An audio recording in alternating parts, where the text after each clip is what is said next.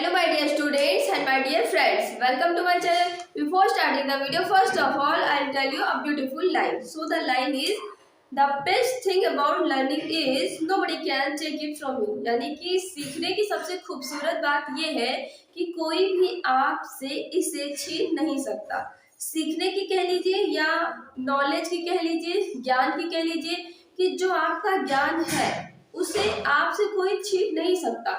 बेशक यह है कि अगर आप इसे दूसरों को देते हैं, आपके पास जो ज्ञान है, जो आपने ज्ञान अर्जित किया है और आप इसे दूसरों को देते हैं तो वो ज्ञान बढ़ता ही बढ़ता है। ठीक है, तो सीखते रहिए और दूसरों को भी सिखाते रहिए। चलिए आ जाते हैं अपने टॉपिक पर। तो टॉपिक है हमारा एक्टिव पैसिव वॉइस का। इसके पहले वाले वीडियो में मैंने एक्टिव पैसिव की एक छोटी झलक आपको दिखा दी थी। अब आज से मैं एक्टिव पैसिव की प्रॉपर क्लास ले रही हूँ। ठीक है, इससे तो एक बात ये अच्छी होगी कि बोर्ड एग्जाम्स के जो स्टूडेंट्स हैं उनका क्विक रिवीजन हो जाएगा, और हमारे ऐसे जो स्टूडेंट्स हैं जो अभी फ्रेशर हैं, जिन्हें पता भी नहीं है कि एक्टिव पैसिव होता क्या है, वो भी इसे आसानी से सीख सकेंगे। ठीक है, इसमें कोई प्रॉब्लम नहीं आएगी कि जिन्हें एग्जाम देना है उनका रिवीजन होगा, ये तो बहुत जल्दी जल्दी हो जाएगा। ठीक है, मैं एक बार तो इसे पढ़ाऊंगी, प्लस दोबारा भी इसे आपको धीरे धीरे और बताऊंगी। हाँ, लेकिन आप अभी भी पढ़ेंगे तो बहुत कुछ आप सीख जाएंगे। ठीक है, चलिए आते हैं active and passive voice. Active and passive voice होता क्या है? ठीक है, क्यों हमें इसे जरूरत पड़ती है भाई? जैसे कि मैं कहूँ कि आज ही मुझसे एक बच्चे ने क्लास में पूछा था कि मैम इतनी चीजें तो है, फिर हम एक्टिव पैसिव क्यों, हम इतनी पैसिव वॉइस क्यों करें? ठीक है, क्या जरूरत है पैसिव वॉइस बनाने की? तो जरूरत होती है। अब क्या है, सिंपल सी वॉइस मीन्स क्या होता है? एक तरीके से आवाज होती है या कोई भी चीज कहना। ठीक है, किसी भी चीज को आप कहते हो, अपनी फीलिंग्स या भावनाओं को व्यक्त करते हो, तो वही वॉइस है। ठीक है, और जो भी चीजें हम कहते हैं, जो बात हम कहते हैं, उसे व्यक्त करने का कोई एक तरीका तो हो नहीं सकता। ठीक है, और भी तरीके होते हैं एक ही बात को व्यक्त करने के, यानी कि आप कोई भी एक बात या कोई भी चीज आप कई तरीके से व्यक्त कर सकते हैं। ठीक है, इसके पहले मैंने वीडियो में आपको बताया था कि एक्टिव पैसिव और नरेशन, ये दोनों ही ट्रांसफॉर्मेशन ऑफ द सेंटेंसेस के पार्ट है। ठीक है, जिन्हें बोलने में तो अंतर हो सकता है। ठीक है, यानी कि जब हम इसे लिखते हैं या बोलते हैं तो बोलने की जो प्रक्रिया है, प्रोसेस है, वो चेंज हो सकती है, या जो फॉर्मेशन है, लेकिन जो अर्थ है वो नहीं बदलने वाला है। ठीक है, वो नहीं बदलेगा। सेम यही चीज आपका एक्टिव और पैसिव वॉइस में होता है। एक्टिव वॉइस में, चलिए अब मैं यहाँ पे बताते हुए चलती हूँ तो ज्यादा ही समझ आएगा। ठीक है, एक्टिव वॉइस की हालांकि वैसे तो कोई ऐसी खास डेफिनेशन है नहीं, फिर भी मैंने अपने अकॉर्डिंग आपके लिए लिख दिया। Active voice, when the word used in place of the subject of the sentence is working in the sentence, यानी कि जब वाक्य के सब्जेक्ट की जगह पर प्रयुक्त शब्द कार्य कर रहा, ठीक है, इज वर्किंग, कार्य कर रहा हो, that is the word used in place of the subject of the sentence is active, यानी कि वो शब्द जो वाक्य के सब्जेक्ट की जगह पर प्रयोग किया गया है वो एक्टिव है। एक्टिव है यानी कि वो कार्य कर रहा है। ठीक है, so in such a situation we call the same voice of the sentence as active voice. तो ऐसी स्थिति में वाक्य की उसी वॉइस को ही हम एक्टिव वॉइस कहते हैं। ठीक, यानी कि सिंपल सा आप ये समझिए कि कोई सेंटेंस है, उसका जो सब्जेक्ट है अगर वो कार्य कर रहा है, ठीक है, या उसने कार्य किया है, या वो एक्टिव है, सब्जेक्ट एक्टिव है, तो हम उस सेंटेंस की वॉइस को ही एक्टिव वॉइस कहेंगे। ठीक है, फॉर एग्जाम्पल मैंने आपके लिए लिखा है एक छोटा एक example, the girl has helped a poor man. ये क्या है, यहाँ पर आप देख रहे हैं the girl has helped a poor man, subject है आपका द गर्ल, और ये क्या है, इसने कार्य किया है, यानी कि लड़की ने गरीब व्यक्ति की सहायता किया या किया था। ठीक है, या कर चुकी थी, जो भी आप कहेंगे।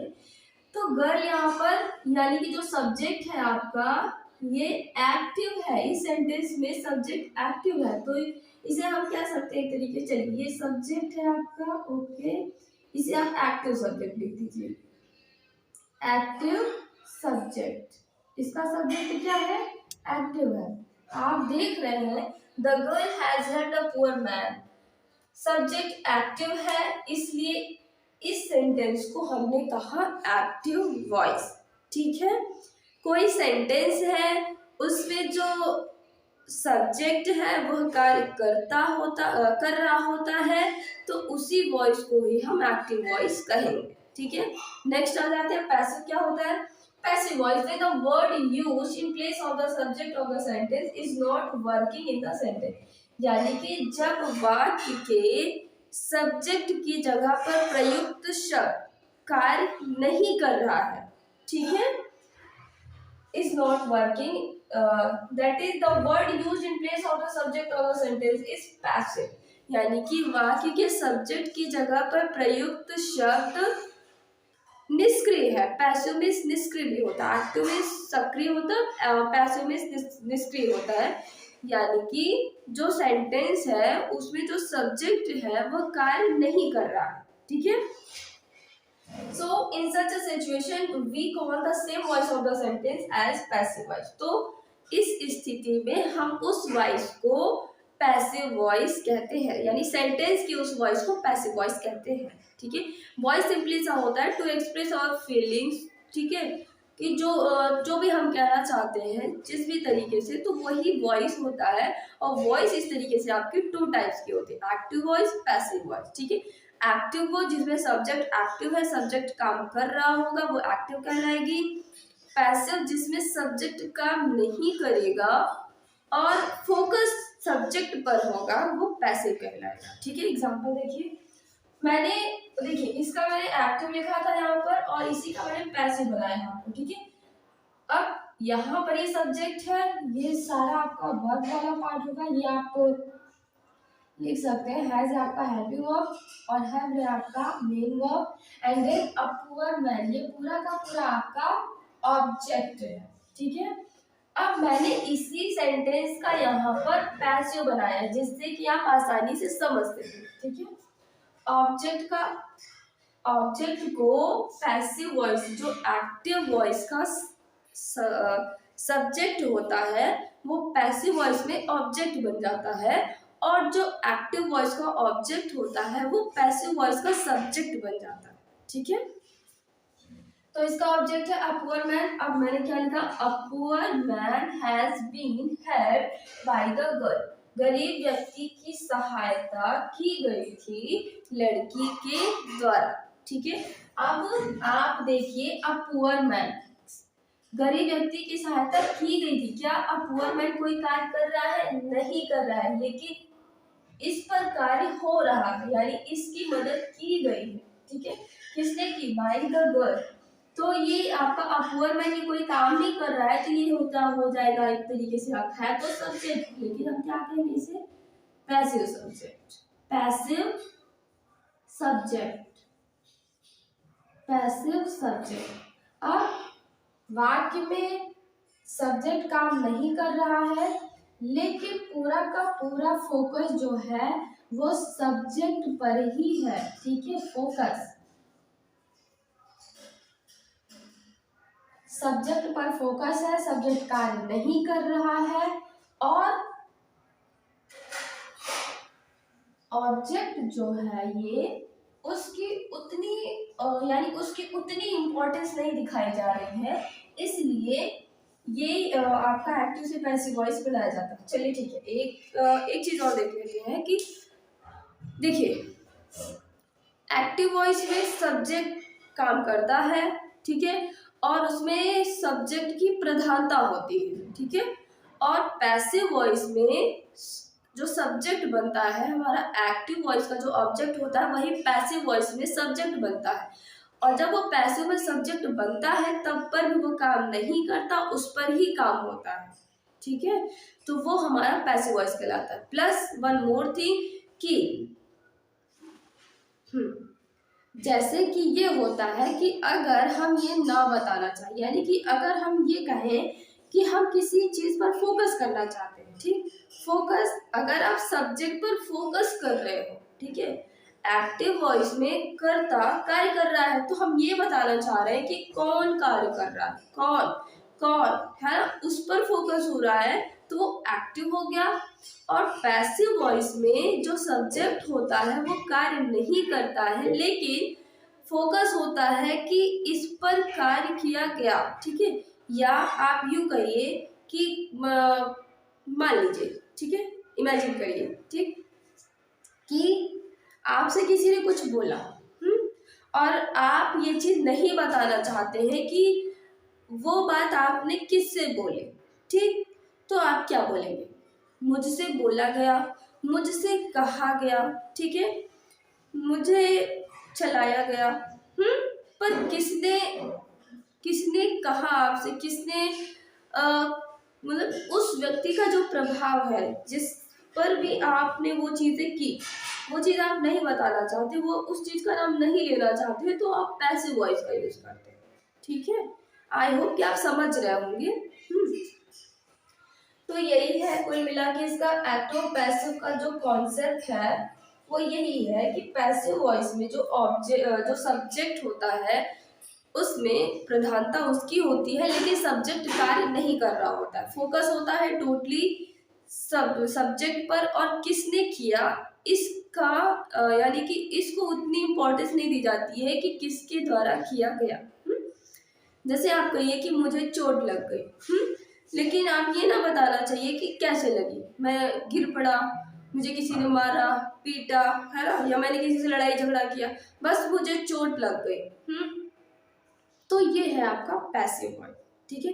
कुल मिला के एक तरीके से कि किसने वो काम किया, इस चीज को आप नहीं बताना चाहते हैं या उस चीज पर आप जोर नहीं देना चाहते हैं, तो वही आपका पैसिव वॉइस में वो तरीका बोलने का जो है वो पैसिव वॉइस में आएगा, ठीक है। चलिए अब एक्टिव पैसिव बनाएंगे कैसे ये भी मैं आपको बताऊंगी, ठीक है, बहुत टफ नहीं है, बहुत ईजी। चलिए थोड़ा सा इधर बता देती हूँ।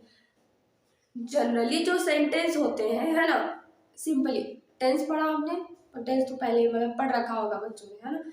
तो होता क्या, सब्जेक्ट होता है, वर्ब होता है, ऑब्जेक्ट होती है, ठीक है। देखिए जनरली क्या होता है, सब्जेक्ट वर्ब ऑब्जेक्ट, ठीक है, मतलब एक कोई भी सेंटेंस अगर ले तो सबसे पहले सब्जेक्ट आता है, फिर वर्ब, फिर ऑब्जेक्ट, ठीक है, अगर हम इंटरोगेटिव वगैरह की बात ना करें तो, ठीक। ये जो होता है जनरली आपका, ये है आपका जो फॉर्मेशन है वो एक्टिव वॉइस का है, ठीक है, एक्टिव वॉइस। और पैसिव में क्या होता है कि ये जो ऑब्जेक्ट है आपका, ये सब्जेक्ट की जगह पर आ जाता है, सब्जेक्ट आपका ऑब्जेक्ट की जगह पर आ जाता है, और वर्ब आपकी एज इट इज रहती है। अब इस वर्ब में चेंजेस क्या आने हैं, किस तरीके से होगा, ये मैं आपको बताऊंगी।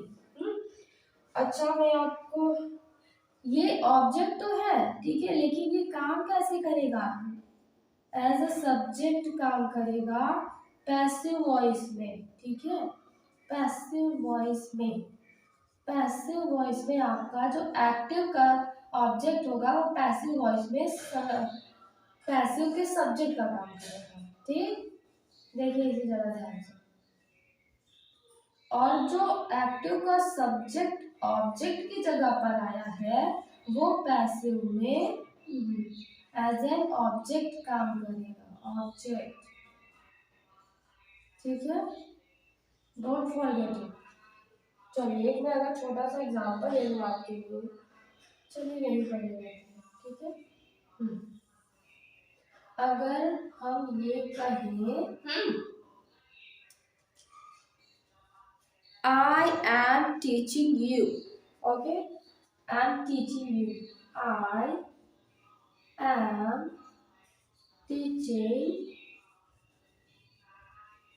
you, I am teaching you। अब इसमें क्या है, सब्जेक्ट I, मैं आपको पढ़ा रही हूँ, ठीक है, सब्जेक्ट कौन हुआ, I यानी मैं, तो ये हो गया आपका सब्जेक्ट, और ये क्या कर रही हूँ, पढ़ाने का काम चल रहा है ना अभी, ये तो प्रेजेंट कंटिन्यूअस का है, ठीक है, मैंने ये सेंटेंस ले लिया कि आई एम टीचिंग यू, तो जो सब्जेक्ट है वो कार्य कर रहा है I am teaching you, I subject है और ऑब्जेक्ट क्या है यू, ठीक। बाकी ये तो आपकी वर्ब है, ठीक है। आप यहाँ पे हेल्पिंग वर्ब और मेन वर्ब ले सकते हो, helping verb main verb, main verb. अब ये हमारा क्या है एक्टिव वॉइस। अब इसमें क्या है, मैं पढ़ा रही हूँ तो मैं एक्टिव है, आई एक्टिव है, इसलिए क्या रहेगा एक्टिव वॉइस। अब हम इसे पैसिव में चेंज करना चाहें तो ऑब्जेक्ट जो है ये ऑब्जेक्ट क्या होगा, सब्जेक्ट बनेगा में हमारा। ऑब्जेक्ट का सब्जेक्टिव फॉर्म लिखना है, ठीक है। तो यू का सब्जेक्टिव फॉर्म क्या होगा, यू ही होगा, यू। अब ये सब कुछ अभी आप छोड़ दीजिए, यू यानी कि ये आपका ऑब्जेक्ट इधर बन के आया है सब्जेक्ट, और ये कौन, आई का ऑब्जेक्ट क्या होगा मी, मी आई का ऑब्जेक्ट होता है मी। बाकी चेंजेस क्या क्या करने, यू और वर्ब जो आपकी आएगी वो मैंने कहा था उसमें किस तरीके से चेंजेस होंगे ये मैं आपको बताऊंगी। फिलहाल के लिए आप आई एम टीचिंग यू, मैं आपको पढ़ा रही हूँ, या मैं ये कहूँ आपको पढ़ाया जा रहा है मेरे द्वारा। बात तो एक ही हुई। फर्स्ट में क्या है आई, सब्जेक्ट की इम्पोर्टेंस है, सब्जेक्ट पर फोकस है, और दूसरे जो पैसिव है, जो दूसरा सेंटेंस है आपको पढ़ाया जा रहा है, ठीक है। यू, यू क्या है, अभी इसमें पैसिव में आपका सब्जेक्ट है, फोकस किस पर है, यू पर, ठीक है। आपको पढ़ाया जा रहा है, you are being taught by me, you are being taught by me, आपको पढ़ाया जा रहा है मेरे द्वारा। फर्स्ट में आई पर फोकस है, सेकंड पर, सेकंड वाले जो सेकंड वाला हमारा सेंटेंस है उसमें यू पर फोकस है, ठीक है। आई होप कि आप समझ रहे होंगे। अब मैं बहुत ही इजी तरीके से आपके लिए जो वर्ब होती है, एक्टिव पैसिव की जो वर्ब होती है, आप सोच रहे होंगे कि एक्टिव वॉइस हमने पढ़ा, चलो टेंस है, टेंस तो 12 आपने पढ़ ली, टेंस पढ़ा, सिंपल सा सब्जेक्ट होता है, वर्ब होता है, ऑब्जेक्ट होता है, यानी कि वो जितने भी हमने टेंसेस पढ़े तो एक तरीके से हमने एक्टिव वॉइस पढ़ लिया। अब पढ़ना है हमें पैसिव वॉइस। अब आप सोचेंगे कि एक्टिव पढ़ लिया, अब चले फिर से पैसिव पढ़े, अब उसमें पता नहीं क्या नियम क्या रूल्स वगैरह होंगे, वो मैं आपको बहुत ही ईजी वे में बताऊंगी, ठीक है। अभी आप इतना नोट करिए, नेक्स्ट मैं वो आपको एक चार्ट बनवा दूंगी जिससे आप इजीली याद कर सकेंगे, या बहुत इजी है, आपको याद भी नहीं करना, बस एक नज़र आप डालेंगे सब कुछ आपको याद हो जाएगा। चलिए देखिए इसमें कैसे चेंजेस आने हैं ये मैं आपको अभी बता रही हूँ, ये वर्ब है आपकी, चलिए देखिए।